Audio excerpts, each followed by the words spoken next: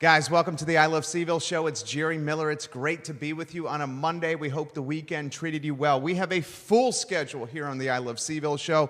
Good to be with you. A lot we're going to cover with Jon Copper, a good friend of this program. I think a guy certainly that's had a lot of positive impact in Charlottesville for a long period of time. Jon Copper, the founder of DietLinebacker.com. He's going to join us in moments. We'll talk everything.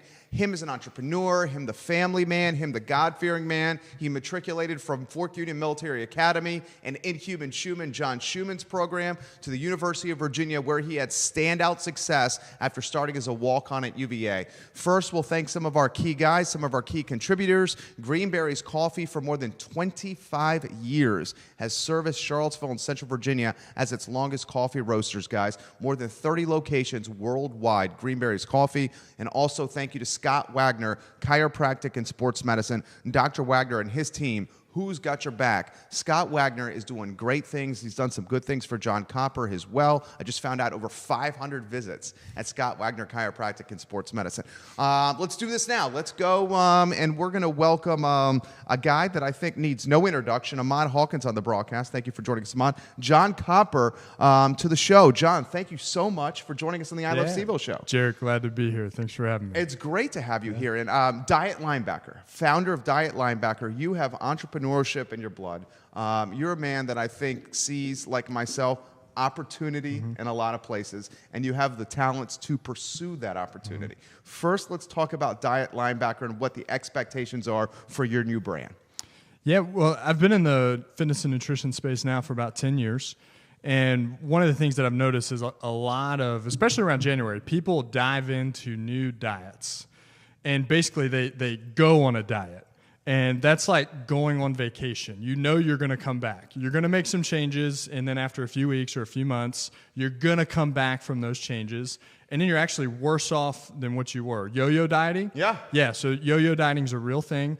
It's backed by science. Basically what happens, you start limiting calories.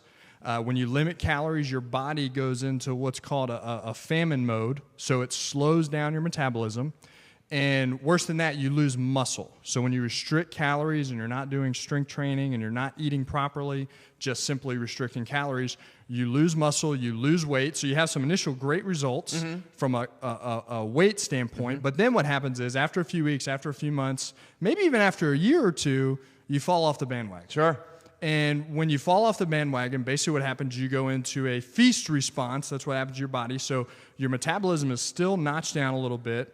But your body's saying, hey, we might not get as much food next winter. Sure. So because of that, we're going to store a little extra Squirrels fat. it away. Yeah. It squirrels it away. That's like hibernation. Exactly what happens. Because we're designed to survive. Right. And if we starve ourselves or make us think that we're starving ourselves, our body's going to counteract that by packing everything on so that we can make it next year when we try to starve ourselves. Sure. Again. So that's what happens with yo-yo dieting. Then basically, once you do that, you start adding the calories back in, but your metabolism's slower. You have less muscle mass. That's one of the main reasons your metabolism's slower. And then when you do that, basically, you actually typically gain more weight than what you had started at prior to the diet. So it's better if people don't diet. You're coming up with a more sustainable approach, strategy. Yes. And I think anyone that's gone through any exercise regimen or diet regimen understands sustainability and consistency is how you're going to have success long term. Yes. So for the last decade, what I've preached to people is called positive lifestyle changes. What that means, the way I define that, is if you can make a change in the next 24 to 48 hours and keep it up for the next 5 years, that's a positive lifestyle change. So if you're not ready to make a change in the next 48 hours and you don't think you can keep it up for the next 5 years, that's just not a change you're ready to make. It might be one you can make in 6 months. It might be one you can make in 6 weeks. But right now, that's not a change you're ready to make. So what I coach is, let's make positive lifestyle changes. Let's try to make one of those a week.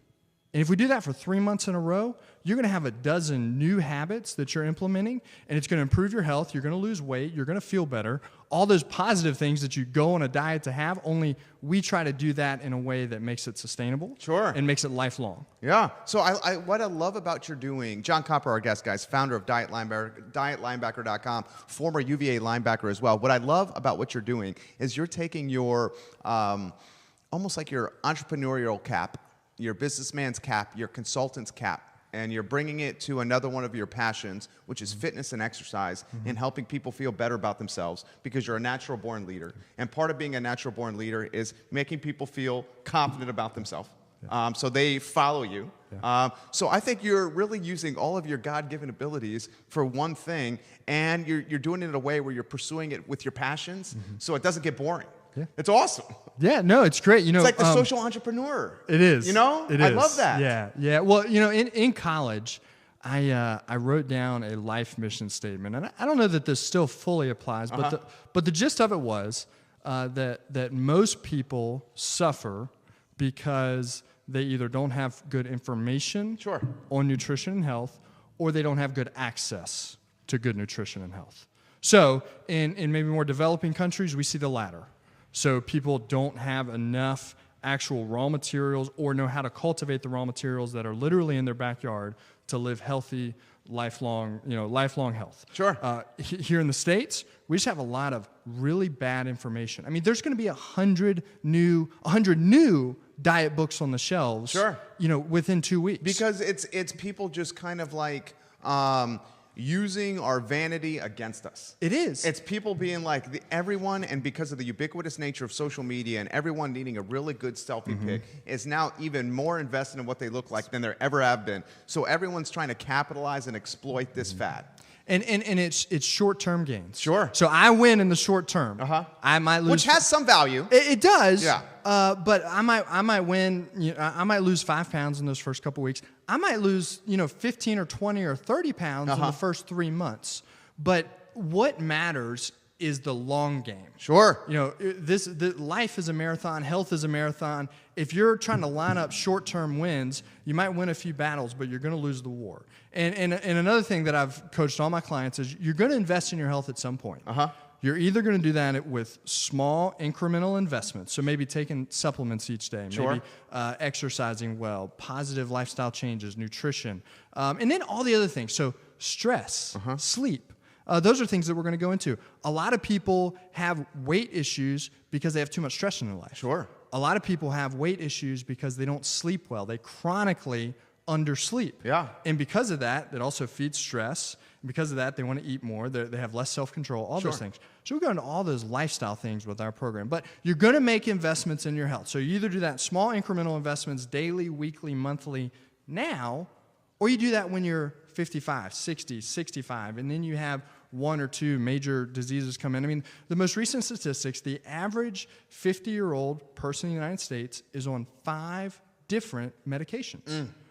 And most of those are for lifestyle-related diseases. Sure. Okay, so heart disease, high cholesterol, high blood pressure, anxiety. Now, there's definitely mental health. I mean, there's definitely folks that, medication works well for some. And we get what you're saying. Even some of those other things. But for the majority of people, those are compounded lifestyle choices that they've been making for days, weeks, months, that compound into years, that compound into decades, and then they have to pay for it.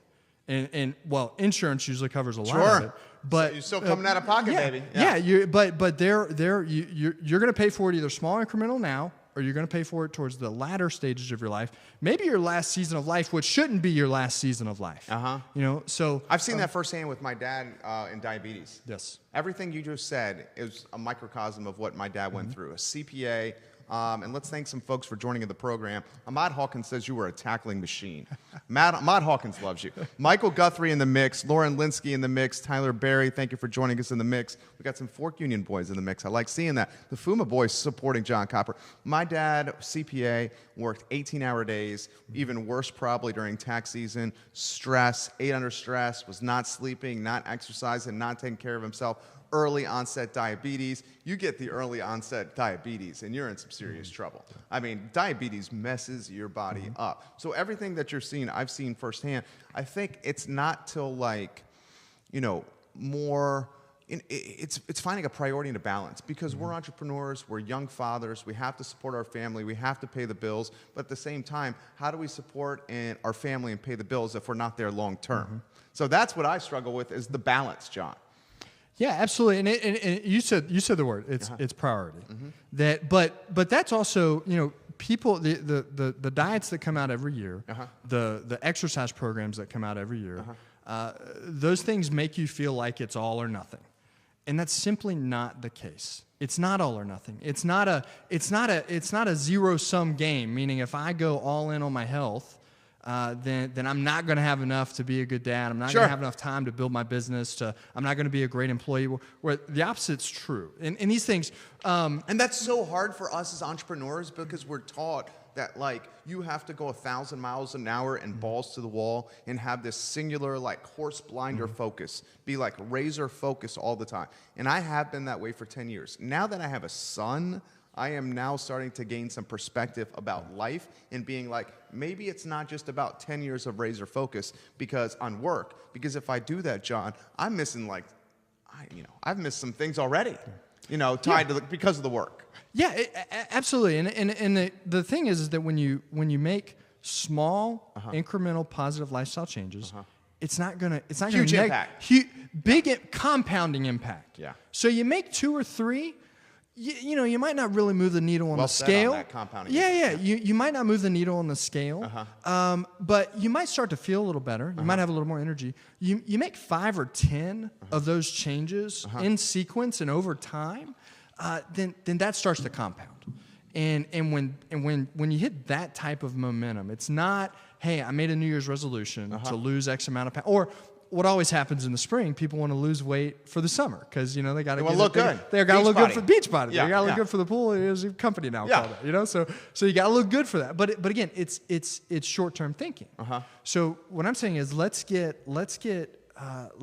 make some changes that over time compound, and long-term you're in good shape regardless. I love it. So that's the whole concept. I love it. And the show, what we try to do here, has like couple missions. One of the missions is to feature entrepreneurs and founders who are launching businesses, whether it's established, large cap, mid cap, to starting out.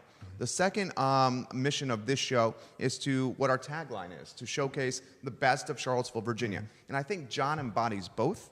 I want you to kind of bring this in to the entrepreneur side, okay? How have you used your background? Because you've been in CrossFit. I mean, you have experience from UVA as an athlete. You tried out for the Packers. You've tried launching businesses. I believe you went through the Charlottesville Investment Collaborative. Community Investment Charlottesville Collaborative. But Charlottesville's the only one, right, so it might as well be Charlottesville. So you are just a connected guy, is what I'm trying to say, is put it all in perspective and how we've gotten here. Yeah.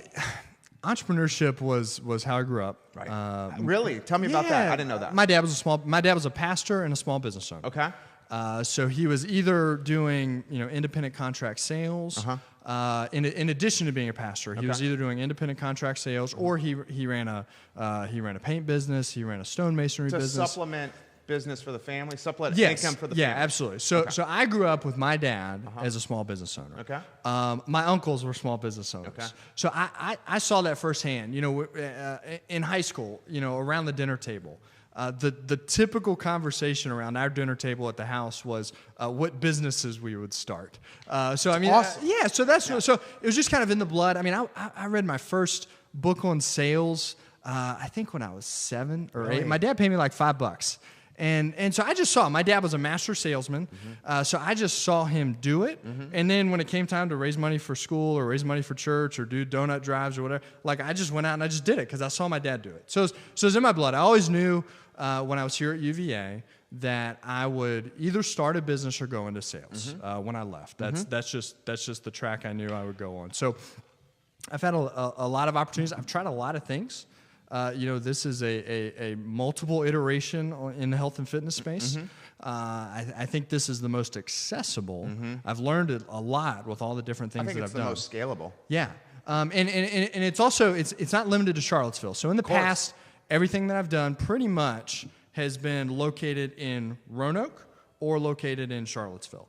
So with this, it's going to be about 95% online. That's awesome. So if there are groups in different pockets, we're going to try to facilitate some local actual meetup type things. Yeah. But you can do 100% of the program, and 100% of the program is designed to be done online. James Watson, thank you for joining us on the broadcast. Lauren, thank you for joining us on the broadcast. James Watson, a diehard UVA sports fan. Jon Copper on the program for Go you there, Hoos. James. He's a diehard. I love this idea because I can see you building, and you and your wife and your team have the capacity to do this. You can build a platform that is like so multimedia, so interactive. It's going to have you on camera giving support and encouragement and short clips that motivate and get people on the right track or focused. It's going to have lessons. There'll be perhaps a nominal monthly fee or yearly membership. You have to make money. We're for-profit entrepreneurs that are focused on our social mission, but we have to make money. I just see this as this very interactive platform, eventually maybe pivoting and evolving to a native app on the phone. And if you can leverage your personal brand and the goodwill that you've established through, is it almost 20 years in the Charlottesville community? How long have you been here? This is a long time, right? We're getting older. I claim coming here. 2002, 3? I claim FUMA, so that's 03. Okay, so he's been here 15 I'm close years. enough. Yeah. FUMA's close enough. 15 years of goodwill. Yeah. And you can use the goodwill behind the personal brand to launch this beta and then see if you can scale. Yeah. Is that the plan? Yeah, that's a plan, absolutely. Yeah. And the way the first, I'm calling it a team, because if you've ever tried to make health changes, you know that it's incredibly difficult if you're doing it solo. Yeah. So we're gonna have what we're designing is you're gonna have workout partners, and those are gonna be people of your choosing. So if you think this is something that would be interest of you, or even you say, hey, I'm generally on top of my health, but I've got some friends that I would love to do this, come do it with them. So you'll be in with workout partners to help keep you accountable, to help encourage you. The whole format of it, we'll house it both on a Facebook group and on a website. Love it.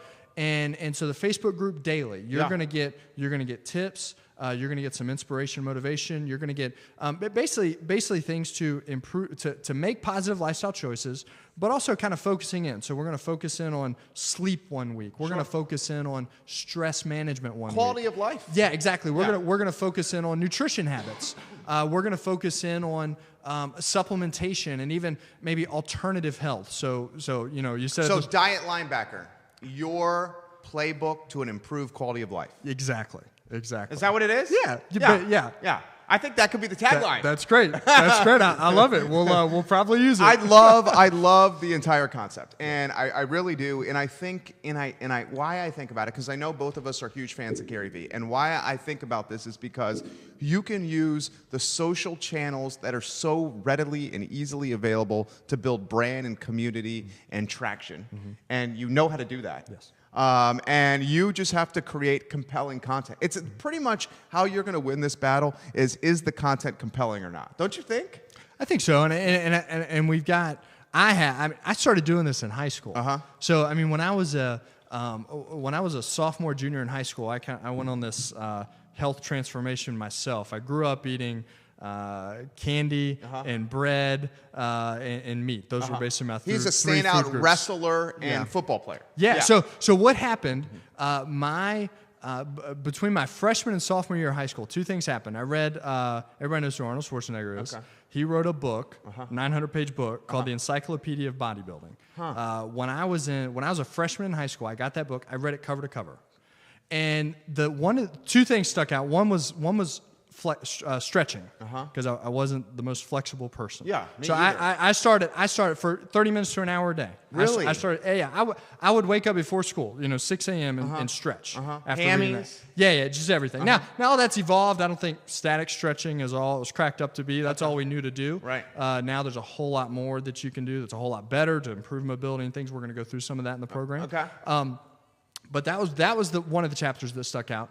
The other chapter that stuck out, Arnold Schwarzenegger's Encyclopedia of Bodybuilding. It was the chapter on nutrition, and I started making changes. I started going to Subway, and instead of just getting, like the meatball sub or something, I would get grilled chicken. I get whole wheat bread, and I get I don't know Subway much anymore. I don't go to, but I'm just saying in high school, that was the thing. Right. And then I put every single veggie that they would allow you to put on it. I put on it, and first few months, I didn't like it.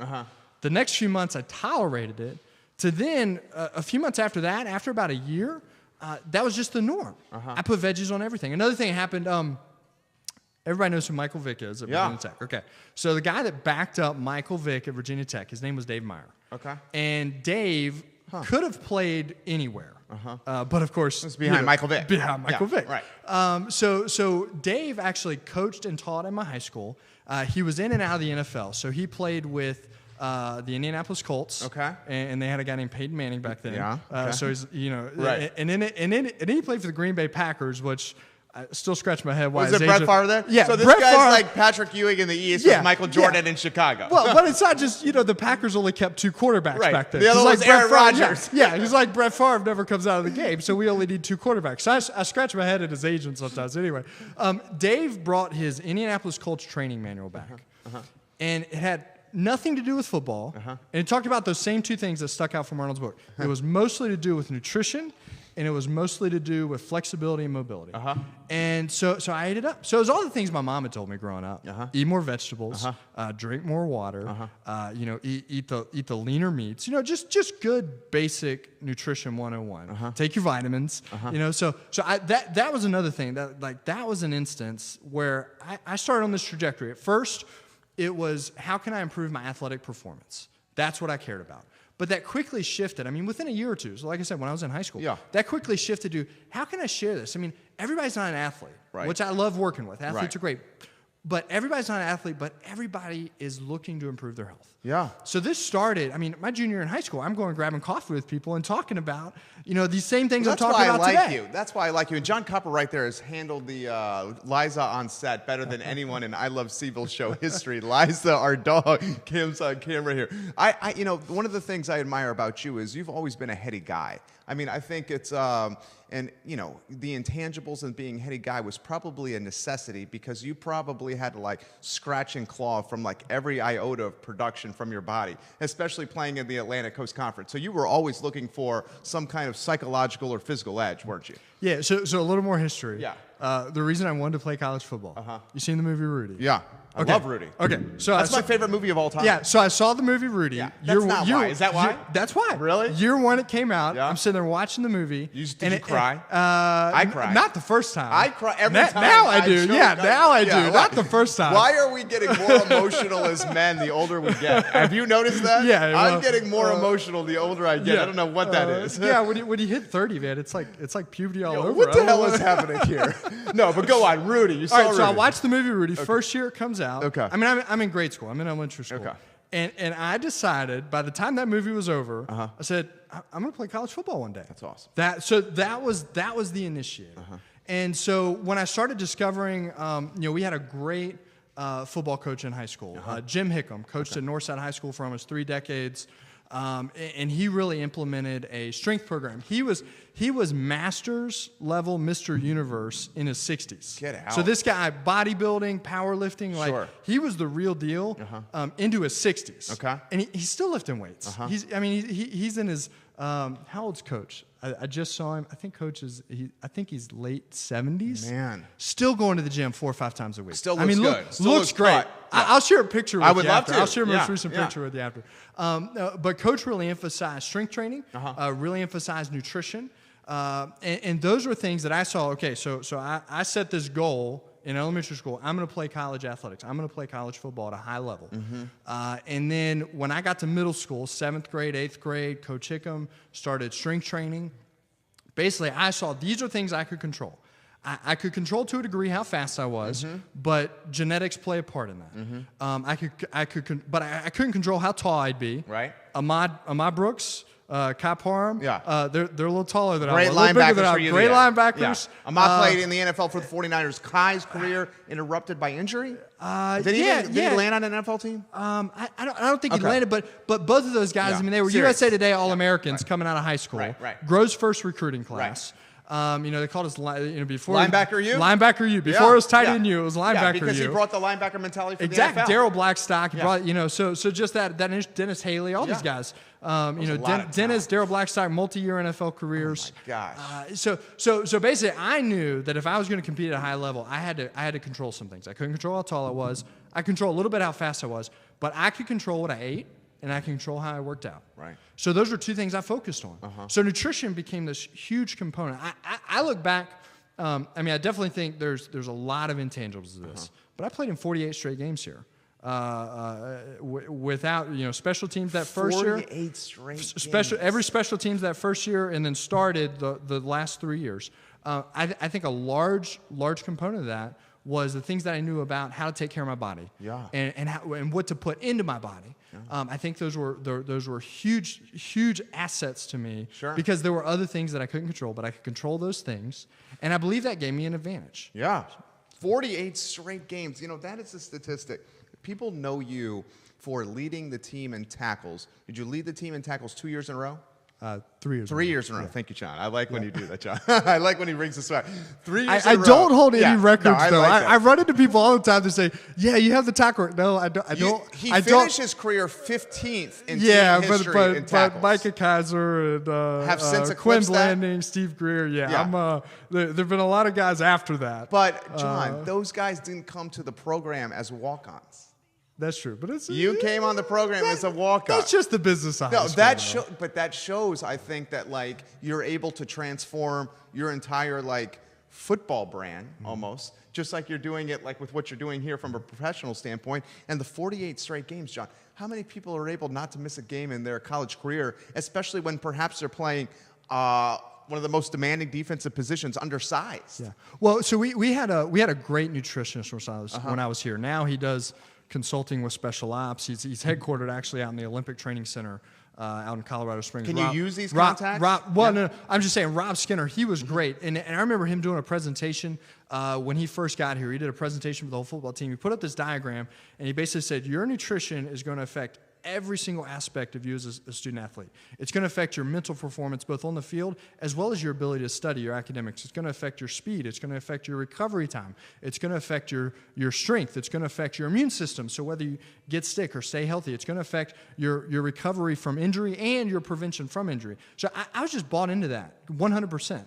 And so yeah, it does. I mean, that one aspect, I don't think it's the only thing, but I do think it's one of the central things. Sure, it's a contributing factor. Exactly. Yeah. Jon Copper, our guest, founder, dietlinebacker.com on the I Love CVille Show. We want to thank Dave Warwick for joining us. Thank you for supporting the stream and getting on here. Ahmad Hawkins, good things to say about you as well. We'll get to those in a matter of minutes. Let me throw this to you here. How has the response been for you as someone who is, we're basically the same age, launching businesses in Charlottesville? Do you find CVille to be an open, is it approachable? Is it a place that you would encourage other entrepreneurs to launch businesses? What are the positives and cons of this market for entrepreneurship? Absolutely. So my wife and I, we met and got married in Roanoke 5 years ago.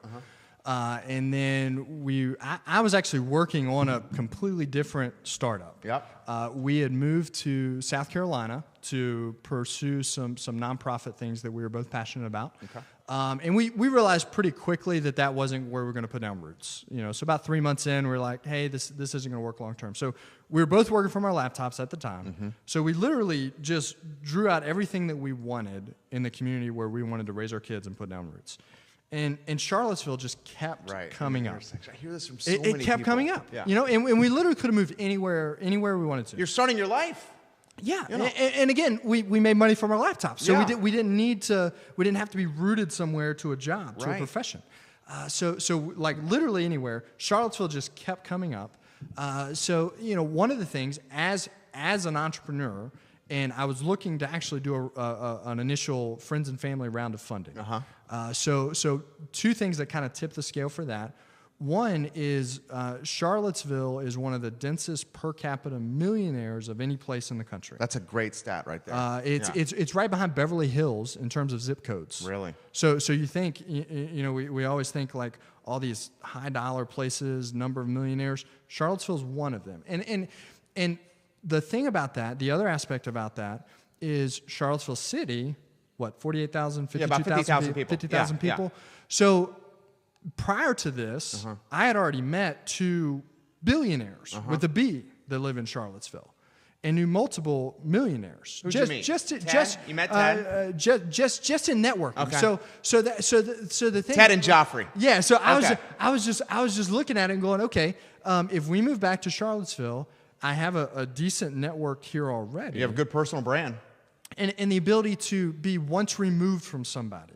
So that's the thing, is there are multiple people. You mentioned Michael Guthrie being on the show. Great guy. I tell folks that half of everybody I know here in Charlottesville, Michael introduced me to. Seriously. Yeah, but that's the type of community it is. You have a lot of people like Michael that are very selfless, very humble.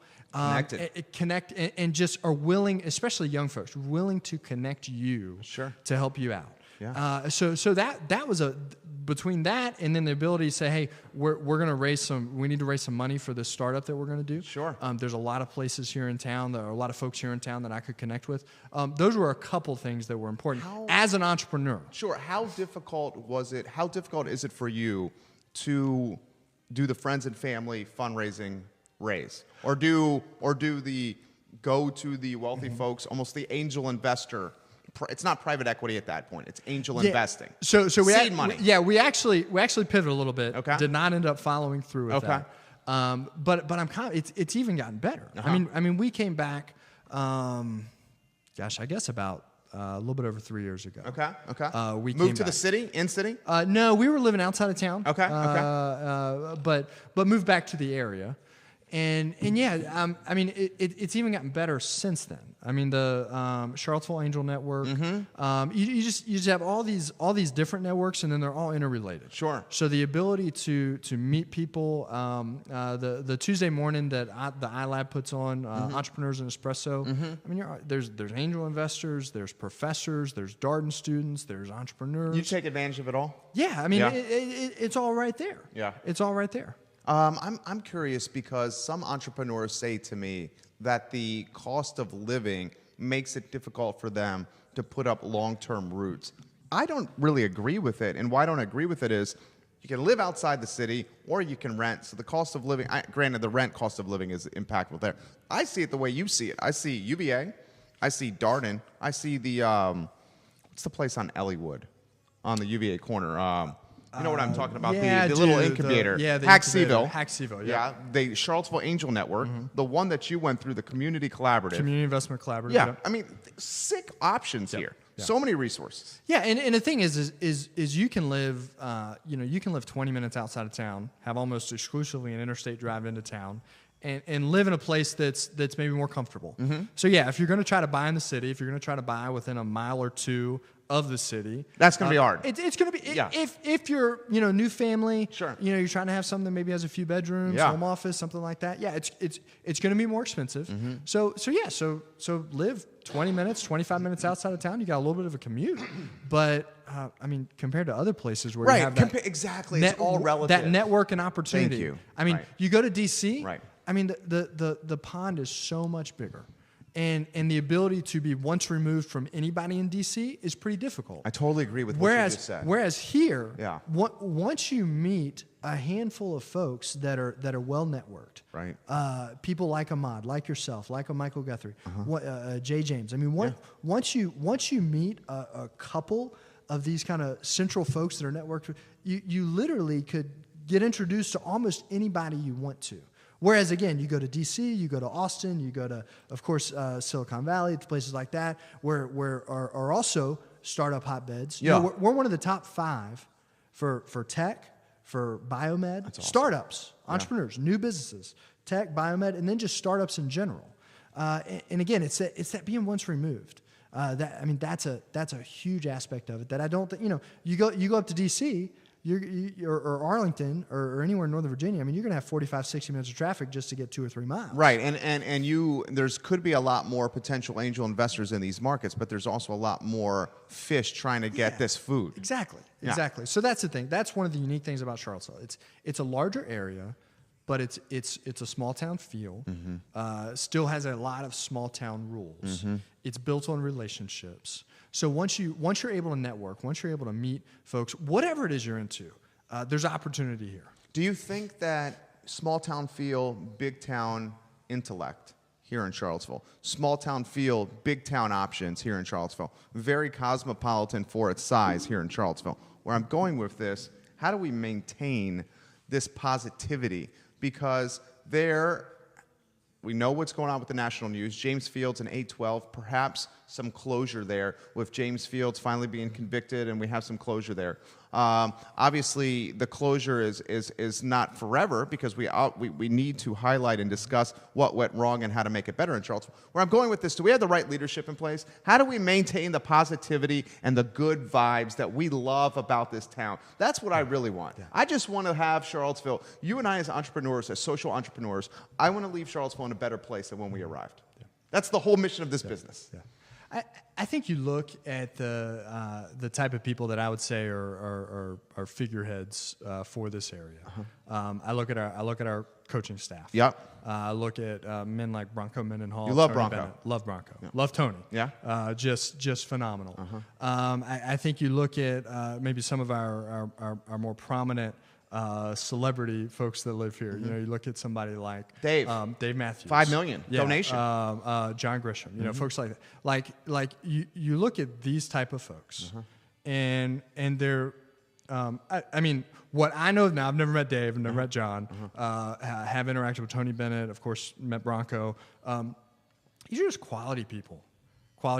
And I think that's what Charlotte's, I mean, you can't change national news. National news is what it is.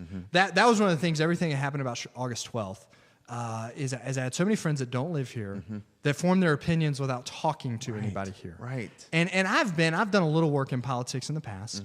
I've been in the room where something major happens and we're on the conference call or we're in the room and we're determining how it's going to be spun. So if you're going off of a national 24-hour news cycle in terms of what you think about what it's like here, I mean, it's totally different, and that's true for. And what after August 12th, it really opened up my eyes because I had formed opinions of other places based on the national news, and then we became it, and it's like, and I'm watching the news, and I'm even watching what some members of our community are on the news saying, and I'm scratching my head because I'm like, that's not us. That's not the people I know. Right. And that's not who we are as a community. So that's the thing is we can't change national news. We can't change 24-hour news cycle. They're going to run with whatever they want to run with. They're going to prop you up and then tear you down. And that's the media cycle. But here, once you're here, it has a gravitational pull on you. Totally agree. It's like once you're here and then you hooks leave, you. It hooks. Yeah. I mean, there's just a testament to that. Yeah. I've estimated I played with about 200 guys on the foot. So my 5 years here, there are about 200 different guys on the team. There's like 40 or 50 of them that live here with their families. That's a great statistic. It's incredible. And so that type of thing. I mean, that's a testament. That's a testament, I think, to the program. But I think it's also a testament to here that we've got 40 plus guys that came here from all over and said, you know, this is where I want to raise a family. This is where I want to bring my wife. This is where I want to put down roots. This is the community that I envision being in long term. That's beautiful. I'm still recruiting. There's other guys. I'm still recruiting. JW, rack that right there. That's a 1-minute sizzle reel clip waiting to happen to promo the show. Let's get that rack, Judah. That was well said. 200 guys he's played with at UVA roughly, and 20 to 25% end up choosing to make Charlottesville, Virginia home. Yes. Yeah. I mean, how is the post-football placement for a lot of the guys? I would think that the brand, being a UVA football player, the brand itself has the most pull and allure the closer you are to Charlottesville. And the further you get radius-wise, miles-wise away from Charlottesville, that brand loses a little bit of its allure. How easy is it for a football player to go from senior year, whether you had standout success like you did, senior year role player, or fourth year role player, fourth year doesn't even get off the bench? How hard is it or easy is it to then get the job as the football player? How much does football open the door for you? For me? No, for the guys in general. The 40 to 50 that you said stayed in Charlottesville. So let me talk about it in a couple different places. Sure. So one is my experience was it opened all kinds of doors. I think that's an area, though. I think that's an area as a program that we can improve. Okay. I love this. Because I'm not really sure. Like I had some guys that I played with that just over time, I didn't see them get connected with the network. Okay. And that it didn't bother me. It just concerned me because that pipeline, that network is there. And I think, and again, I haven't talked to the administration about this. I haven't even talked to the coaching staff or anybody about this. But from what I saw when I played, there were some guys that fell through the cracks. And there were some guys that had talent, or at least the raw talent, to be able to go in some of these fields that I saw some of my other teammates going into and do very well. And I don't know that we, as a program then, did a really great job of connecting and mentoring everybody on the team like we could. And so that's an area, again, I don't know quite what that's like now. But that's an area that at least I know when I played it, I think we could do a little better. And again, the majority of the guys got plugged into that network. Yeah. I'm talking about, there's 10, 15, 20% of guys that didn't know. Fell through the cracks. Fell through the cracks for one of a couple of reasons, but the main reason is they didn't know how to connect to that network. What fields are they in? They're working now. The guys that are not entrepreneurs. You are starting your own. We got a lot of guys locally. we got a lot of guys in real estate. Yeah. Brennan Schmidt, he's doing a lot of things, but I know he does Men Who Cook. Okay. So one-time assistant coach, right? So several coaches. And not just so we have a lot of coaches here locally, but then we have a lot of coaches out and about, different places, which is exciting. A lot of guys are in sales. Okay. So just sales of different capacities. Gotcha. I was talking to my wife about this past week. It's like, once you play football, it's just different. It's we were sitting at a concert and she's like, yeah, I just put it together that you played in front of multiple times more than those people and they cheered you on. And I was like, how do you come down from that? How do you ever repeat that? And I was like, in some aspects you don't. That's not fair to you though. Well, in some aspects you don't. Yeah. But in some aspects, it's where can you go where you can perform. Yeah. And that's what a lot of guys get into. They get into careers, whether it's sales or entrepreneurship. Or even nonprofit world, they get some consultants. They go somewhere where they can perform. Well, I mean, the sales and entrepreneurship, those roles are, I feel like, almost like perfect for the team sports standout or the team sports contributor. Absolutely. I mean, because with running a business and people, Meg O'Mara, thank you for joining us. Ray Cadell, thank you for joining us on the show. With running a business, guys, every single day is a different day, and you have to adapt to what's out there every single day. I mean, sometimes you may have this coming down the pipe. Sometimes you may have this coming around the corner. Sometimes the safety's over here shading to that side of the field. Sometimes my balance sheet's not looking as good as it should be. Where I'm going is I constantly have to pivot and change my mentality. And one of the things that I find like invigorating about this job is the fact that every day is different. I put out a ton of fires. I mean, I put out a lot of fires, but I like that. I would think it's similar with team sports, John. Yeah, it's competition. Yeah, competition. So like I said, those are kind of the two aspects that former football players, former athletes, we kind of grew up on and really cut our teeth on. It's competition and performance and teamwork. And so again, we the guys that are around here, the guys just that really tapped into those networks, those are typically the networks that folks get into, or they stay in sports. So they become high school coaches. Brandon Isaiah. Almora High School. Exactly. Yep. So we've got a lot of guys that are coaching in various capacities, from rec league, middle school, high school, college.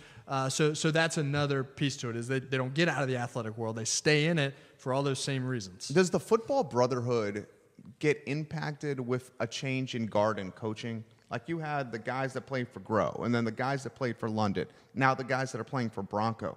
Do they cross-pollinate coaching regimes, the brotherhood?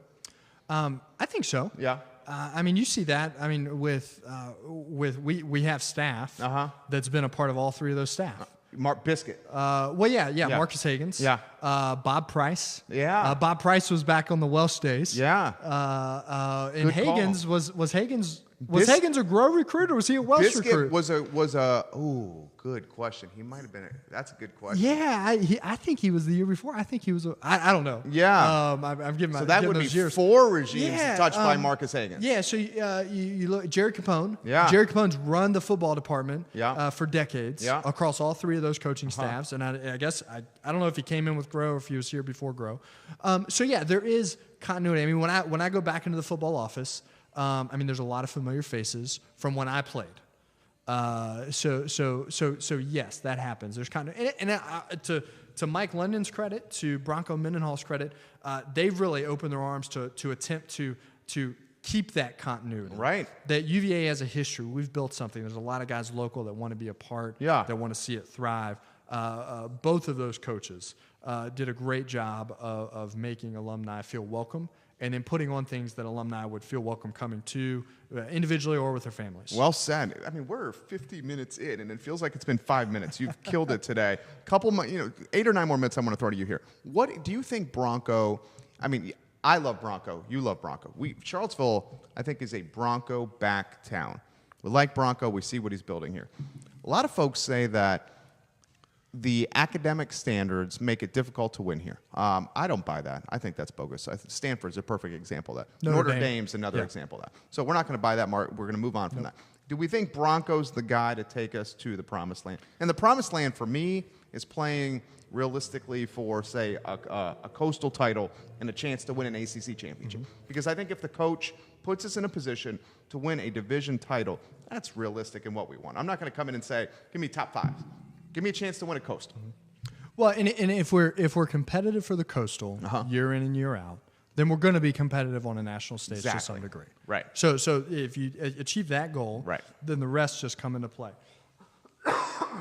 And similar to what you're trying to do with Diet Linebacker right now. Take a moment, you can get some water here. So we're talking about UVA trying to build this program, and we both are in agreement if the Coastal Division is a legit focus, then UVA could be competitive nationally. Well, so what I would say, Carla Williams and Bronco Mendenhall put us in position for that. Okay. Now, that's not saying anything negative about the previous athletic administration, but my view, while I played and after I played, this is good. And I think this was consistent with a lot of players, is that we talked a big game from the Virginia Athletics Foundation. We talked a big game about what we were going to achieve, but I didn't feel, compared to other programs that were trying to achieve the same thing, I didn't feel we had the same resources that other schools had.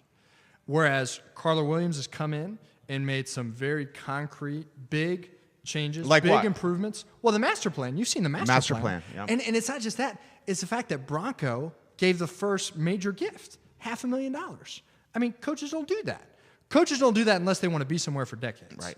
And that's what I feel about Bronco Mendenhall, is that he's laying a foundation that 10, 15 years from now, he's still going to be here. And not going to be here, but going to be very successful. I mean, the guy's built his own house. He lived in an RV with his family while his home was being built. Yeah, he's going to be here 25 years if he wants to. Yeah, and I would love that. I mean, can you imagine if we having Bronco for 25 years, Tony for 25 years, Brian O'Connor for 25 years. It killed me when Bolin left. I loved Brian Bolin. Yeah, he's great. Gal Navach has been here a long time. Yeah. I mean, it's there. It's only one program. It's really only one that hasn't met the level of standards and excellence that the brand otherwise embodies. Yes. Is that fair? Yeah, that's fair. And that was the thing. I remember being recruited at Fork Union and came here. I came to watch Florida State. Okay. Back in, this would have been 2003. Okay. So we lost that game. We were in the game all the way up until the end. This is the one where Bowden called Biscuit that No. That okay. was 05 okay. when we won. Gotcha. In 03, we didn't win. Okay. We lost by 4. Okay. We were in it till the very end. Matt Shaw, the quarterback. Yeah, night game. Okay. I remember being here, and I was standing beside Coach Groh, being recruited. It was just me and Coach Groh in the end zone looking out on the field. After the game? Before the game. Before the game, okay. And he said, you know, John, I think we've got about, I forget the exact number, but he basically said the gist of, I think we've got about 10 guys that could start for Florida State right now, that could compete with them. That's 10 out of 22, 10 out of 24. You know, you got to. Yeah. He said, you know, what I'm thinking is in 2 or 3 years, we're going to have as many guys starting here that could start there. And he said, when that happens, we're going to compete for ACC championships every year. And when we're competing for ACC championships every year, we're going to be able to compete on the national stage every year. And I was like, seemed pretty simple, right? Well, yeah, it's pretty simple, but yeah. that was the way I was raised, entrepreneurship, competition, like to win. Goals. Yeah. And I was like, he gets it. Like, I'm coming here. We're going to compete on a national stage, which I would say 2 of the 5 years I was here, we were within if we would have beat Tech, we would have gone to the championship game or been in contention for number 1 in the ACC. So I think my red shirt year, we had 22 guys that have multi-year NFL careers. Well, I mean, we can make a legitimate argument, and this is an argument that I think we would both win, that the most talent in the last, from 2000 on, the most talent in the last 18 years in Virginia football has happened under the Al Groh coaching regime. I mean, getting guys like Ahmad Brooks. The 2004 season. Yeah. The Ahmad Brooks was like a 5-star player that could have gone anywhere he wanted in the country, and he chose UVA. So Groh had the most talent, I think, on the roster. Welcome Joe Sanford to the program. Let me throw this to you. How was he able to, I mean, it was the NFL pedigree that brought the talent here. How does Bronco get NFL guys like Ahmad Brooks coming to UVA? And how does he do it in a way where he's maybe more likable to the fan base? You know, that's coming from me, not you. More likable. You have tremendous respect for Coach Groh. I know you do. Yes. Yeah. Groh was raised. He was a Belichick offshoot. Parcells guy. Yeah, Parcells. Yeah. So that whole era, just the media was them. Right. And it's us against them. Right. Which is not in today's age. That's not how you go about it. Right? Yeah, it's just different. It's today. different because everybody's the media. Right. So it's just different now. Right. I think the biggest thing, 2 things, is one, we win, which we're on the right track there. And then 2, again, those resources. I mean, when I was in high school being recruited, and I flew out to Oregon.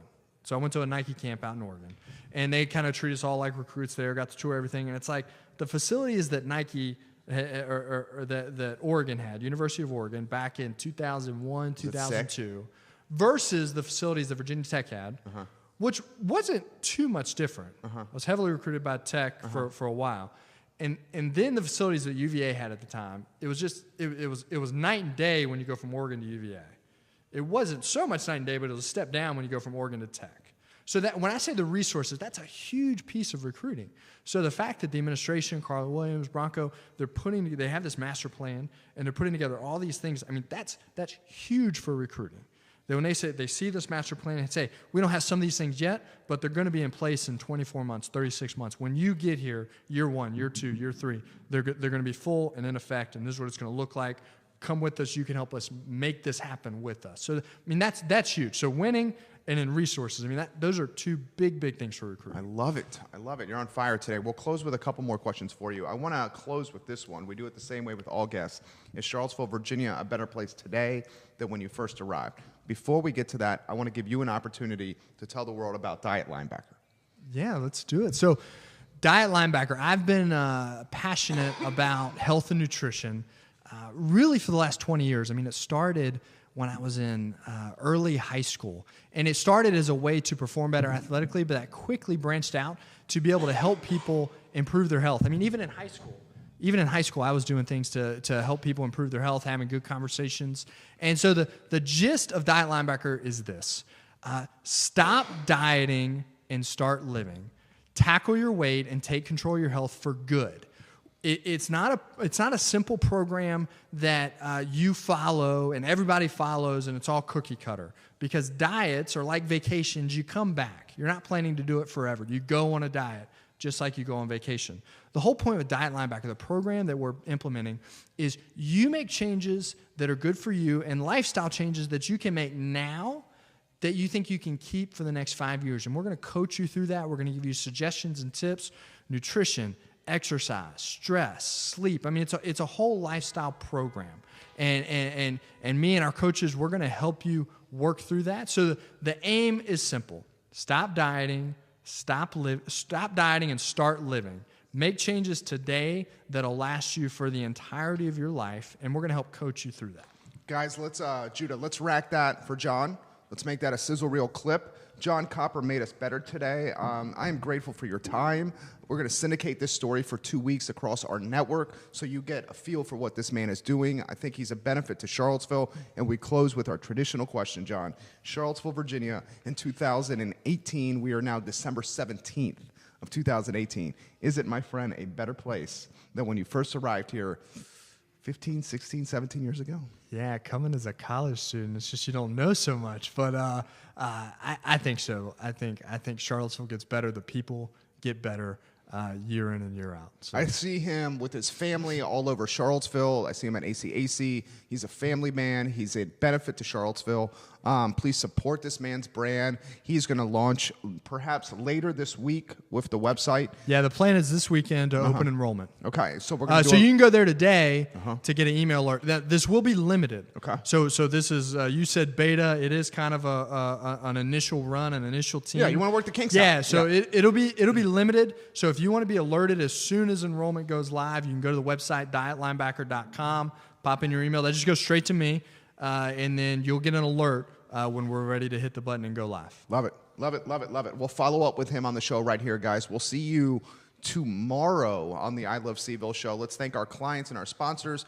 Greenberry's Coffee, thank you for joining us on the program. A fantastic sponsor of this show. Intrastate Pest and Service Companies. Dr. Scott Wagner, Chiropractic and Sports Medicine. Wednesday, we are live, guys, with Sean Simmons, the CEO of Greenberry's Coffee here. Mary Burkholtz, the president of Caring for Creatures, will join us as well. Also, Thursday, Catherine Matthews, owner of Iron Puffles and Coffee, will talk about her entrepreneurial journey here. And we'll close with City Councilor Kathy Galvin on Friday on the I Love CVille Show to talk a lot of Charlottesville. I'm Jerry Miller for Jon Copper. Thank you for joining us, and please be good to each other, Charlottesville. Take care. So what we're going to do is we'll cut this into...